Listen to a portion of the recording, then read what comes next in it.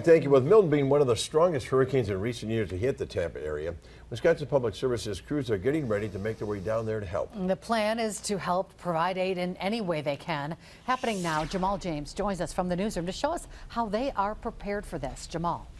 25 workers from Wisconsin Public Service have volunteered to make their way to multiple communities in Florida, with officials saying this is part of their industry mutual aid process, which helps communities going through disasters.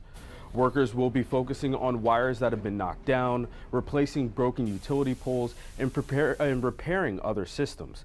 Though this isn't the first time WPS has supported other utility companies during a natural disaster, one lineman tells Action 2 News they aren't sure what to expect, but they want to help in any way they can.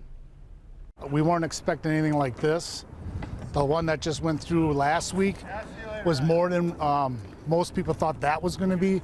So actually, I don't know what this one's going to bring, but we're good at handling anything we jump into.